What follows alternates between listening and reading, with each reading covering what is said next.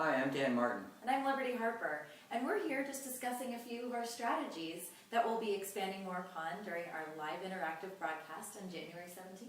Yeah, we wanted to just briefly cover a tip on how to prepare for the IFA convention because it's so critical to build relationships beforehand. Definitely, and one thing that I really like to use, and I know I've discussed with a lot of very successful suppliers, is social media.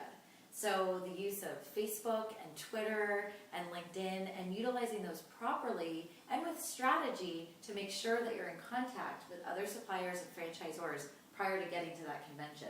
I think that's critical. I think it's critical too. It's an easy way, but it's also sort of a high-touch way to actually reach out to someone, get to know them a little bit more. People tend to share a little bit of personal as well as their business on things like Facebook. So you can actually make that connection with them, start a discussion, you can send a message, or even start an actual conversation with the Facebook chat feature, which goes a really long way. I mean, it's all about building relationships anyway, so you might as well start now.